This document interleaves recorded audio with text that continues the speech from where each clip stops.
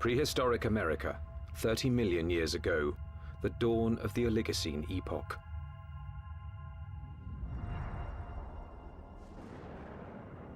The Earth was cooling, and as temperatures dropped, the landscape began to change.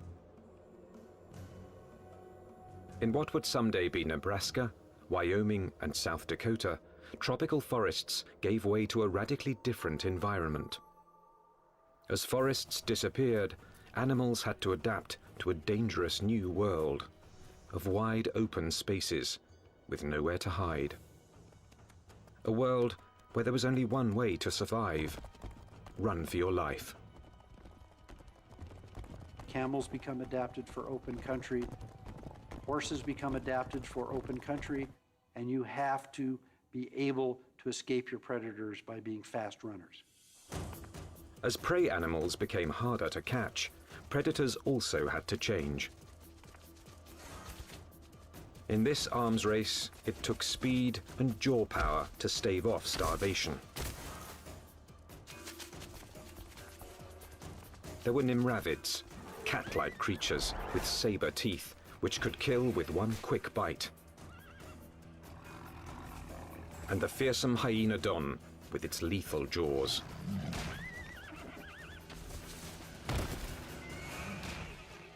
There was another animal stalking these deadly grasslands. Scientists call it the entelodont. More than a meter at the shoulder, weighing in at 270 kilos, entelodont was the Oligocene's #1 menace. Entelodonts, I mean, they were really bad-looking animals that only a mother could love. And if you were another animal on the landscape, I mean, you saw one of these things, I think you'd go in the opposite direction. Paleontologists have always looked at the entelodont's sheer power with reverence. But its behavior is one of evolution's most puzzling enigmas. Was it a pure hunter?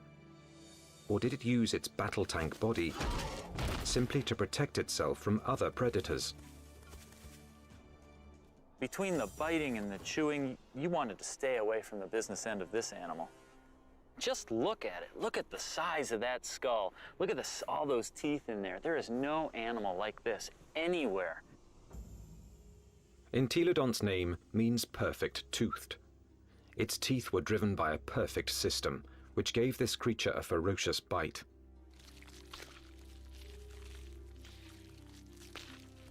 Its jaw power came from two massive cheekbones that leveraged the muscles and supercharged them, driving the deadliest jaws of its time.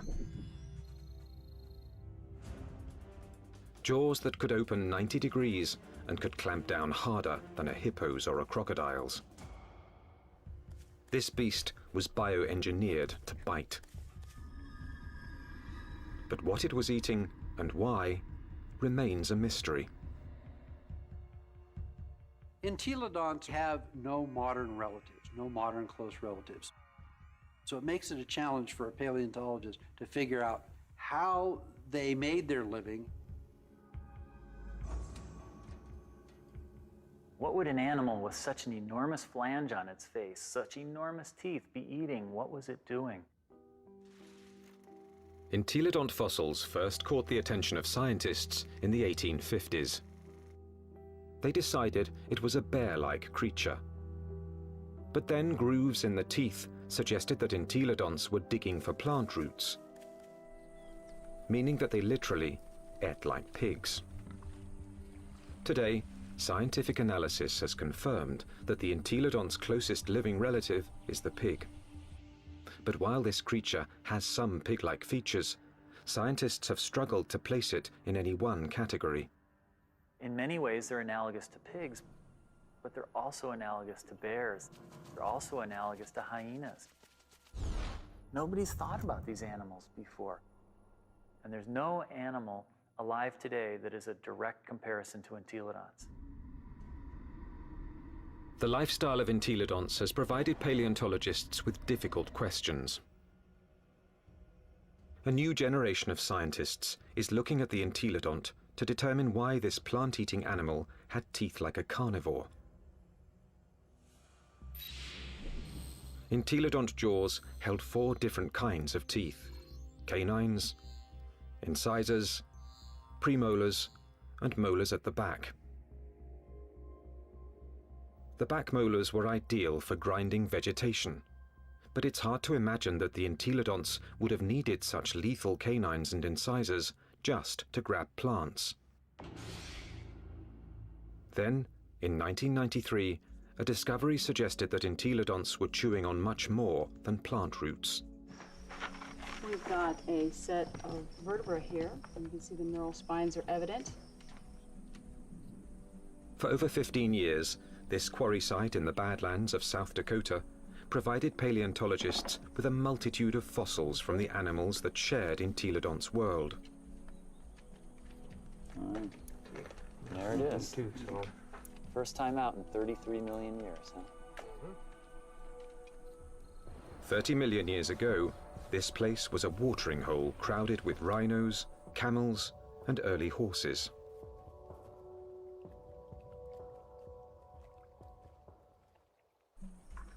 Well, we have some articulated ribs.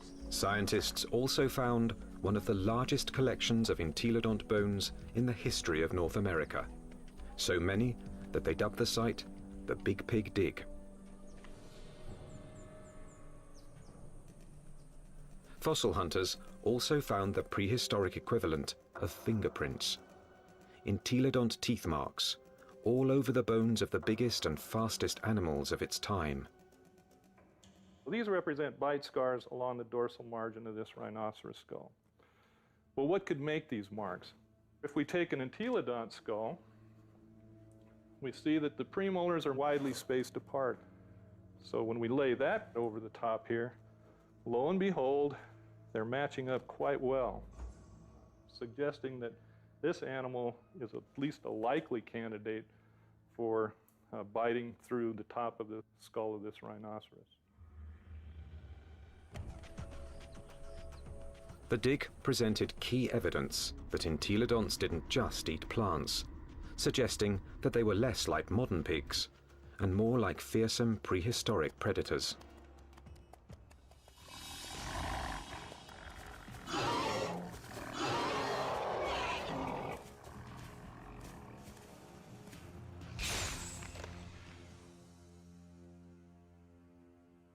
If we look at the front of the mouth of an entelodont, it's got a very strong bite that's interlocking.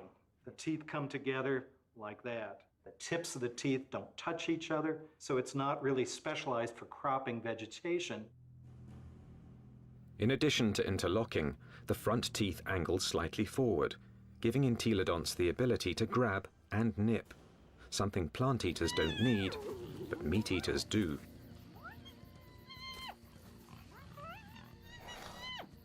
The incisors and the canines would have been perfectly capable of tearing a bite out of a carcass. But dentition isn't the only reason paleontologists believe the entelodont was a dedicated carnivore. Under Wyoming's rugged terrain, scientists are finding more and more bones bearing the signature of entelodont's powerful jaws.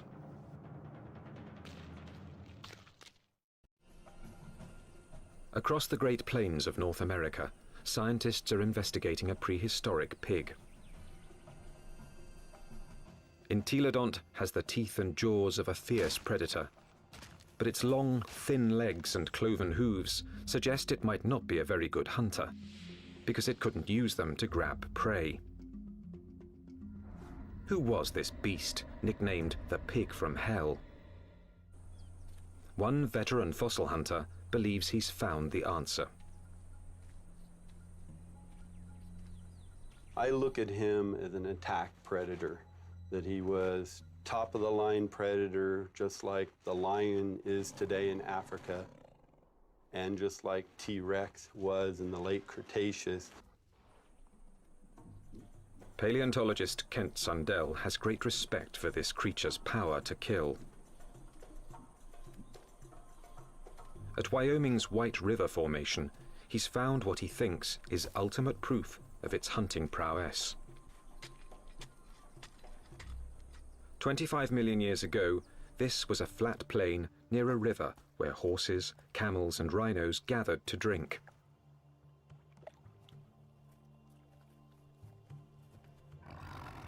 Fierce carnivores, such as hyenodons and saber-toothed cats, were also drawn here. It was the perfect spot to ambush and kill the unwary prey animals. In 1998, Dr. Sundell found the mangled skeletons of 7 miniature camels jumbled together. All the bones had been gnawed, and 6 were missing their hind quarters. In theory, they could have been the victims of several predators, like the hyenodon or early saber-toothed cats. But when Dr. Sundell matched up the teeth from White River's meat-eaters with the bite marks on the camel's bones, only one fitted.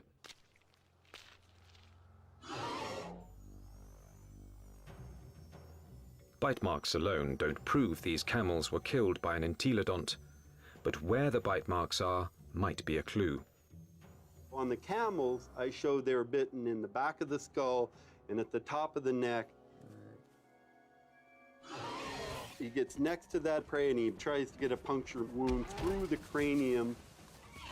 Dr. Sundell believes this is the mark of a true predator, which kills before it eats. And hundreds of miles away, in Ohio, there's more evidence that entelodonts could have hunted. Evidence from a scientific journey no one's ever taken before. Inside an entelodont's 30-million-year-old head.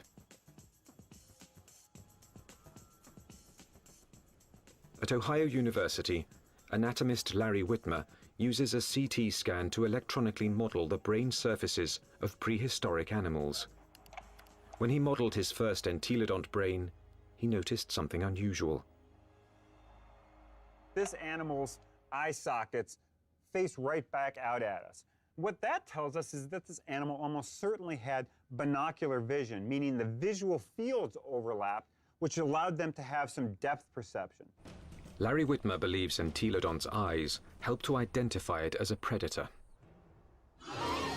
There's a decent chance that this animal has binocular vision as a predatory adaptation, to actually spot prey and actually judge their distances, which you might actually expect an ambush predator to have. So it could actually jump at the right speed and the right distance in order to capture its prey.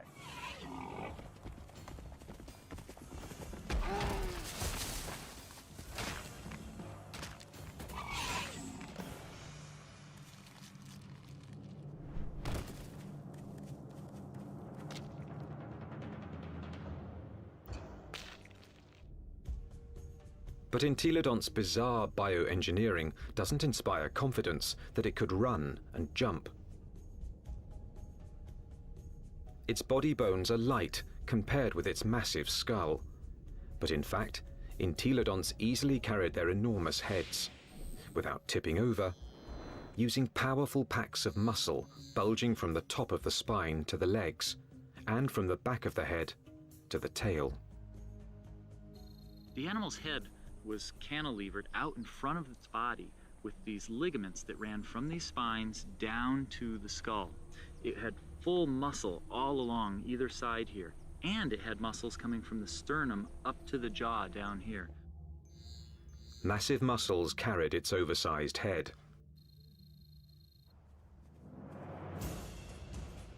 But to bring down a camel, it would also have to run fast. And that's when the entelodont's agile, lightweight body may have paid off. There's just one problem. When a predator catches its prey, it relies on its claws to grab it and bring it down. But with only cloven hooves, there is no way the entelodont could have captured a fleeing camel. Or is there? It must have been doing something right, because there's compelling evidence that plenty of large mammals ended up as an entelodont's lunch. Well, it looks like there's a lot of bones coming out along here, and right here we have a really large limb bone. And we found evidence that entelodonts have bitten into all sorts of bones, including rhinoceros bones. They've been biting into camels. We found evidence that they were biting into the long bones of rhinos. The bite marks that we see are these two. This would be... Kent Sundell believes White River's camel skulls reveal how a cloven-hooved predator captured its prey. He runs up, he gets next to that other prey, and he tries to get a punctured wound through the cranium or into the very back of the neck. And then the long snouts that I move around. Entelodont expert Scott Foss disagrees with Kent Sundell's scenario. Where I can get close enough to. I doubt an entelodont used its teeth in order to capture other prey. It probably used its larger bulk and ability to accelerate to just run into the animal and knock it over.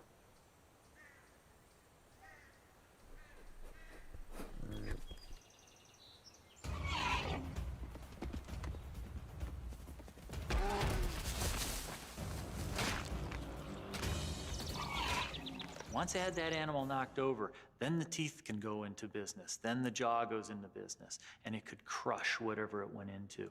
And it probably bit the animal right there in the head. Entelodont had all the tools necessary to kill prey animals. But there is more to the job of hunting than just the kill. A top-flight predator must have the ability to find and ambush its quarry. To understand this part of the process, science needs a fossilized window into an entelodont's world. What would we see if we could follow in an entelodont's 30-million-year-old footsteps? At a fossil site in Nebraska, that's exactly what scientists have done. And these footsteps have led them on the trail of the creature's hunt for food.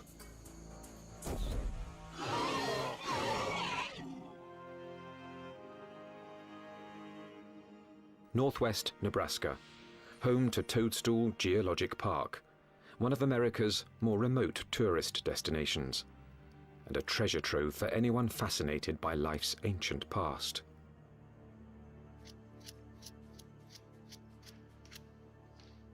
Okay, here's our heel pad.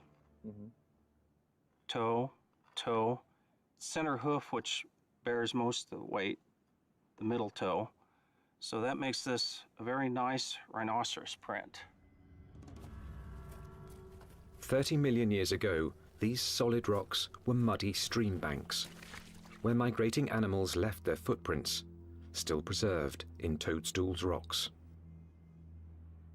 Well, once we get it clean, it's a very nice rhino. Weigh in anywhere around 500, 600, 700 pounds.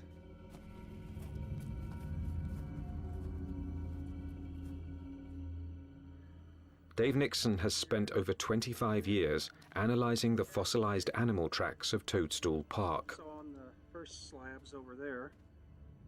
He pours water on 30-million-year-old tracks to make them more visible. He can then interpret the animal's behavior. And he's walking at a deliberate pace, but not excited until he gets to this point. Starts to become stuck in the mud and shows quite a bit of emotion here because he really kicks. Lands here and he's out of the mud, but he puts another leap in, and the third bound takes him out of our exposure, and we're seeing excitement, if not fear. And if you're a herbivore, somebody always wants you for lunch. The rocks reveal that something was following the rhinos. We also have some smaller tracks. They look really tiny until you realize they're the tips of the toes. And what we have is an entelodont The entelodont tracks at Toadstool Park give experts like Dave Nixon an unparalleled opportunity to understand how these creatures might have hunted. Because on that day, 30 million years ago, entelodonts weren't the only animals following the rhinos. And we have a set of carnivore tracks over here. These are smaller, and there are some claw marks on the inside. And we have another set right here. That carnivore may have been a hyenodon. 30 million years ago, hyenodon was one of the jaws in North America. Its powerful jaws could pin down any prey animal. Then its razor-like teeth would finish the kill. But it also had the patience to track the prey over long distances. The carnivores are following the herd animals who go through first and fairly close. They'd be relatively on the heels of the group.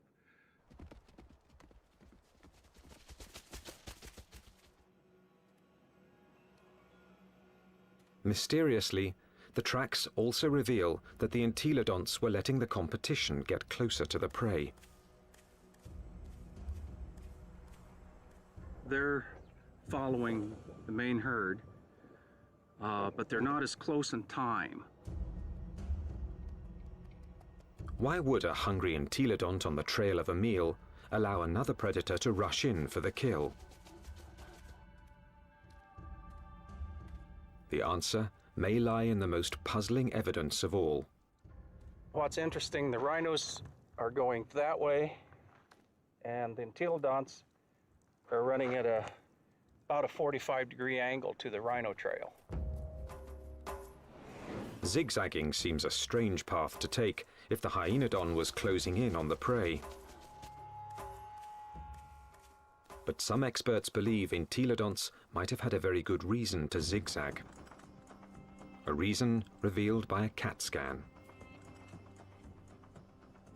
When anatomist Larry Whitmer modeled the surface of an entelodont's brain, one exceptionally large nerve cluster got his attention. The size of these things right here. And what these are nerves that are actually bringing sensory information in from the snout. This was no bloodhound, but it still had a very respectable sense of smell, and this smelling apparatus here certainly would have been well adapted to pick up the smell of a carcass. And that could explain why the Toadstool Park entelodont zigzagged while following the rhinos and hyenodon. Zigzagging could have helped its nose track the smell of a kill. It's searching. If, say, something's here or here, as you go around it, as the wind brought the scent to you, you'd be able to basically triangulate in on it and go find it. So if you were, the wind's from this direction and you're upwind, you'd miss it. But as you came this way, you'd be downwind and catch it, and you could double back.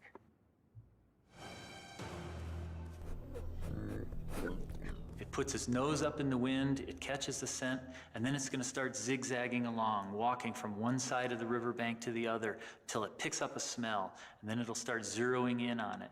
And by moving from side to side, it's able to pick up changes in that smell and zero in which direction it wants to go. How do we know this behavior? Because animals with good smell do that today. Modern predator behavior could provide crucial clues as to how the entelodont lived. There's no doubt that this 30-million-year-old battle tank was built to kill, but it may have let others do the killing and then moved in to take possession. One of the strategies we often see that takes place is where one animal will chase another one off of a carcass. We see this at Yellowstone National Park, where wolves will bring down an elk and a grizzly bear will chase off the wolves because it's bigger, it's nastier. This might have happened to the hyenodon at Toadstool Park.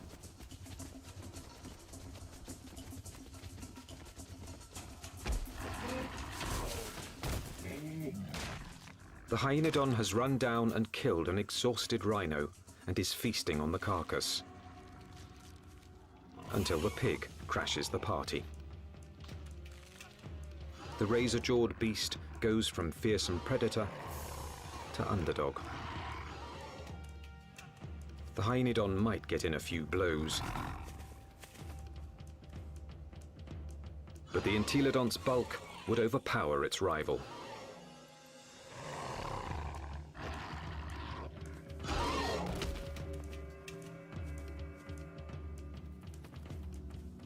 Entelodont had the tools to take any carcass it wanted. I can't think of any other carnivore that might stand up to it. Some experts argue that this is the true secret of the creature's success. An entelodont could hunt, but it didn't need to be a full-time predator. Instead, it let true predators do the hunting and killing, and then stole the fruits of their labor. Stealing food from a hyenodont, even if it meant getting into a battle with a hyenodont, would probably take a lot less energy than having to hunt for food and kill food on its own. If scavenging was its lifestyle, the entelodont's complex bioengineering doesn't look so strange. Entelodont had the eyes of a hunter, the nose of a scavenger, the front teeth of a meat-eating carnivore, and the back teeth of a plant-eating herbivore. It may have evolved from a plant-eater into an omnivore, a creature that could eat whatever was available in a radically changing world. And so in reality, what this animal ate was anything it wanted. That's part of the reason why these animals were as successful as they were for as long as they were on the planet. The entelodont's success was about to be tested by an ever-evolving planet. The Earth was growing cooler, and the landscape was changing. Some of the entelodont's fiercest rivals would not survive, but the pig from hell was about to show it could withstand the test of evolution by getting bigger.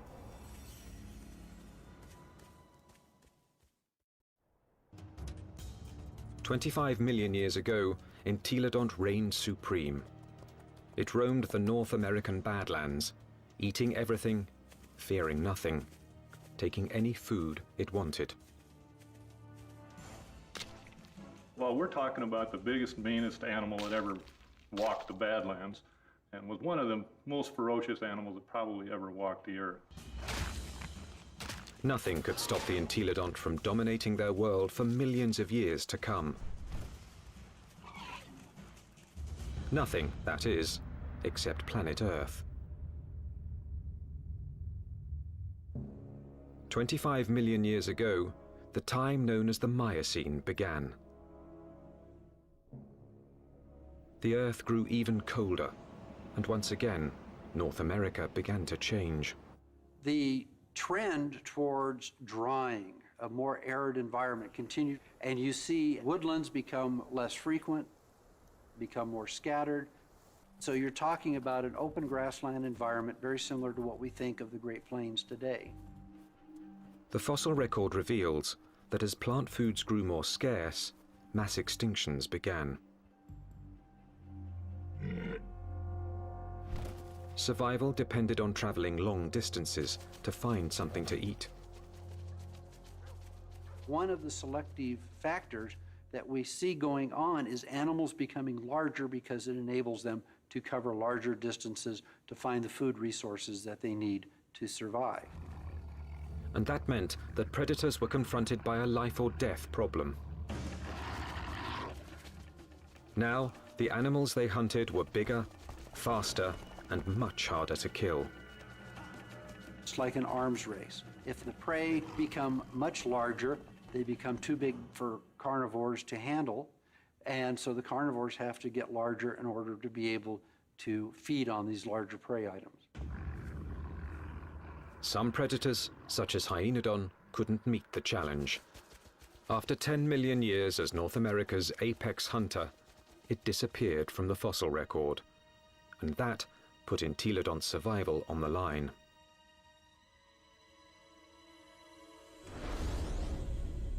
When the predator is gone, the scavenger is now in danger. The scavenger now needs to adjust its lifestyle. And if the scavenger isn't very flexible, it's going to have a difficult time. And in fact, the so-called pig from hell disappeared from the fossil record at about the same time. But this species wasn't gone. Entelodonts evolved to rule the North American plains with a vengeance. This pig hadn't become extinct, it had supersized. This new version stood over 2 meters tall and was 4 to 5 times the size of its predecessor. It still had a battle tank body and a sprinter's legs. Its skull and jaws were now even more massive and more intimidating. It was bigger than a modern bison.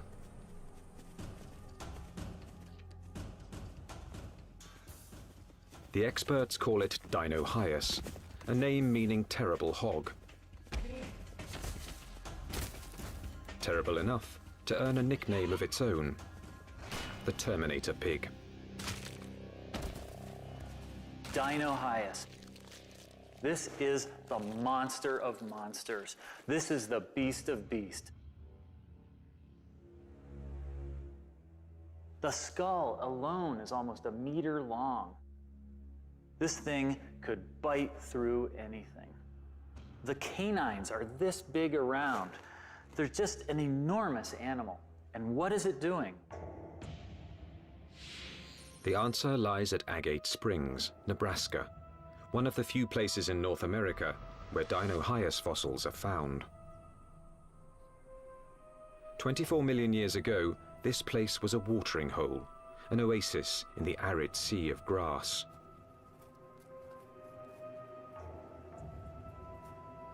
Hundreds of animals, many of them rhinos, gathered here to drink. And as the drier, colder planet killed off their food supply, they came here to die, making Agate Springs a paradise for predators and a favorite haunt of the Terminator pig.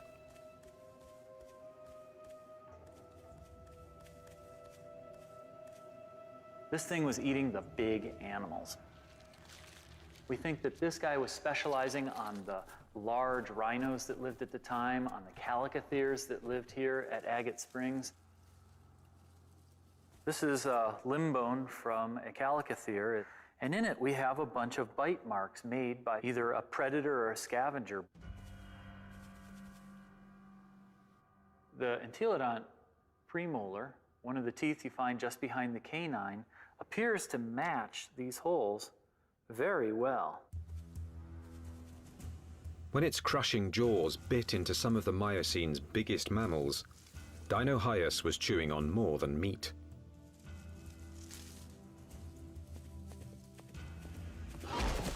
But the important part of this bone is this end here, where it's been broken off.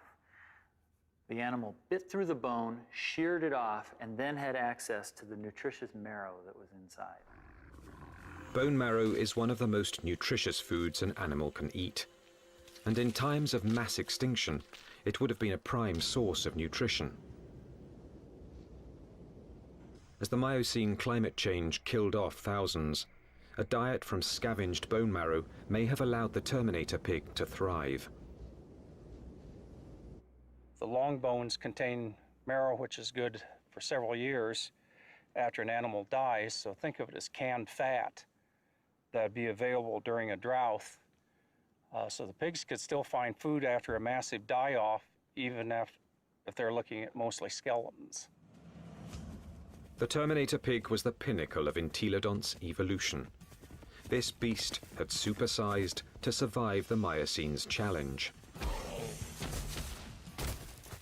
And it very nearly succeeded, but not quite. Because in this new world, survival would ultimately depend on a skill set even the Terminator pig didn't possess. 20 million years ago, a new monster predator arrived in North America: the bear dog.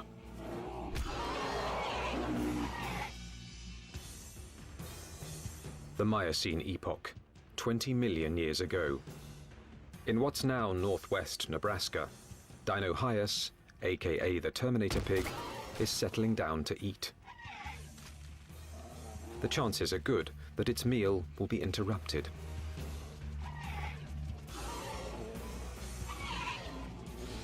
With its huge size, it could handle just about any threat to its dinner. Except a threat it had never seen before: the bear dog. A recent arrival from Asia, this savage, bone-crushing beast wouldn't back down from any fight.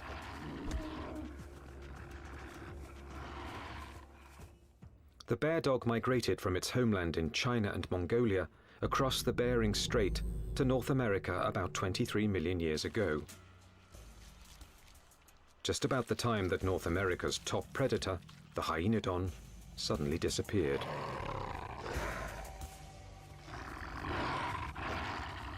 Scientists suspect that it wasn't a coincidence.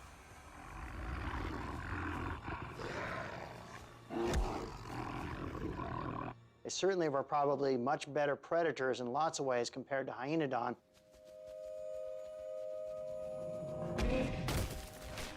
And so it's a reasonable expectation that they probably drove the last of hyenodon to extinction in North America.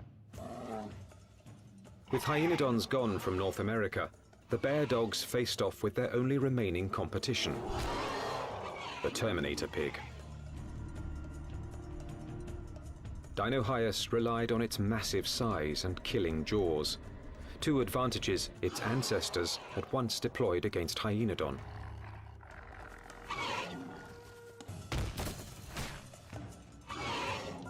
But the bear dogs counterattacked with new evolutionary weapons. Its first weapon was speed. With its heavily muscled, top-heavy body, Dinohyus could be a fast runner in short bursts. But on the vast, open plains, the bear dog's bioengineering was perfectly suited for long-distance pursuit of prey that was becoming much harder to catch. When you look at the skeleton of this animal, it's a much more sophisticated, much faster running animal. We see longer legs in the horses, longer legs in the camels. So if it came to running down prey items, this animal would have had an advantage. Its next weapon was its teeth. Entelodonts ate well because their jaws and teeth could tear flesh and crush bone to extract its highly nutritious marrow. But bear dogs could do these things just as well. In fact, even better.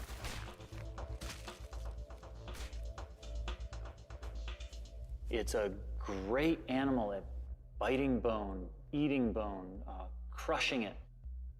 And it also has a set of teeth that are sharper than any entelodonts. Entelodonts, for example, wear the tips of their huge canines off, and they're not actually very good for puncturing, probably because they spend so much time crushing bone with them. This animal never does that. Its canine teeth are always much sharper. It also has better slashing teeth in its jaw than any entelodont had. So in many ways, it did a better job what entelodonts had done than entelodonts ever did. The bear dogs could outrun and outbite the Terminator pig. And they had a third weapon the entelodont never possessed: the deadliest power ever to evolve on Earth. Bear dogs actually had much more advanced brains. Brains that were much more like what we see with modern animals. So where these entelodonts had relatively archaic, simple, smooth brains, these bear dogs actually had a much more expanded neocortex that was more highly folded. These were more sophisticated animals. Instead of developing brain power, entelodonts had responded to the Miocene challenge by supersizing into Dinohyus. For almost 20 million years, they had ruled their world by brute force.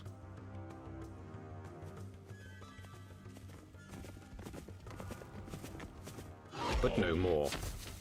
From now on, brains, not brawn, would decide who won and who lost nature's battle to survive.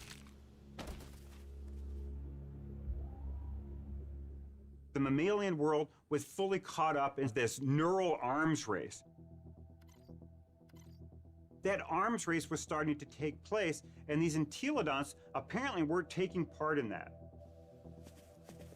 That may have actually put these animals at something of a disadvantage. This was an animal that almost certainly was driven mostly by instinct, with fairly predictable, stereotyped responses. This was not a clever animal. In combat, Dinohyus would have been bigger and stronger, but brain power could have given bear dogs the decisive advantage. Today, intelligent predators like wolves make up for their smaller size by hunting in packs to execute a creative plan of attack. Bear dogs might have followed the same strategy against Dinohyus. It's very difficult for Dinohyus to compete with the bear dogs. With a pack of bear dogs, even a large Dinohyus would have a difficult time chasing them away from a kill. These smaller, less powerful, but more clever animals potentially were able to actually steal kills away from Dinohyus.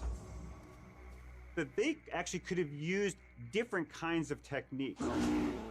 Fooling Dinohyus, being able to lead it away, or to actually even take on Dinohyus itself in actual combat.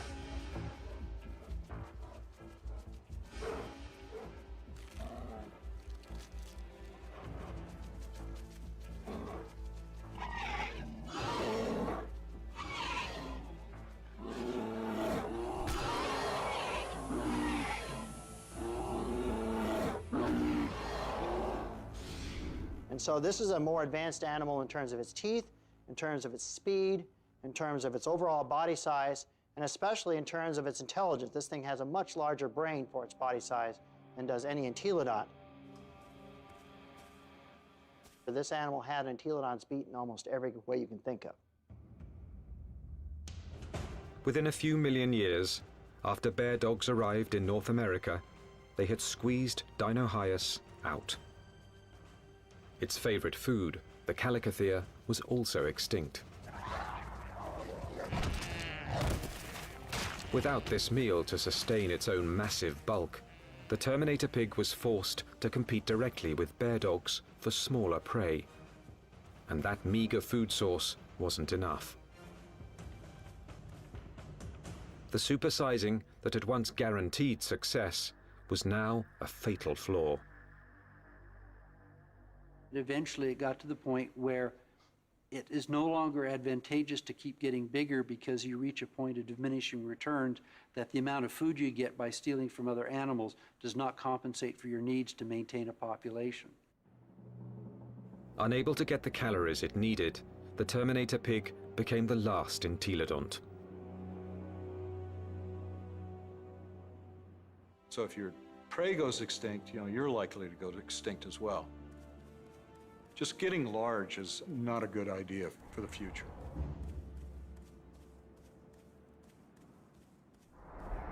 Despite its rapid demise, entelodont was an evolutionary success.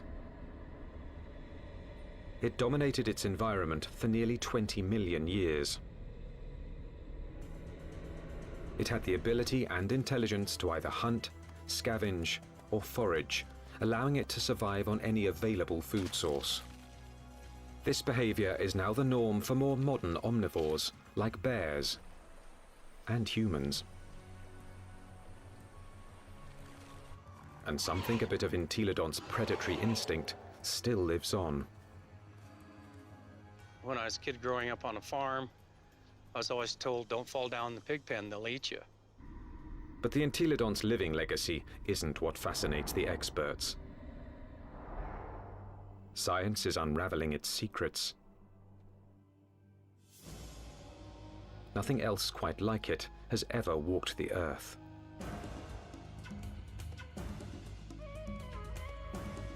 All we know is that this strangest of creatures, this toothy beast with an appetite for destruction,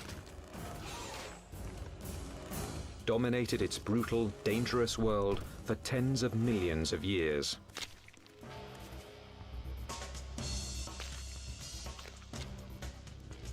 A powerful tribute to the entelodont, perhaps the most unusual and the most mysterious of all prehistoric predators.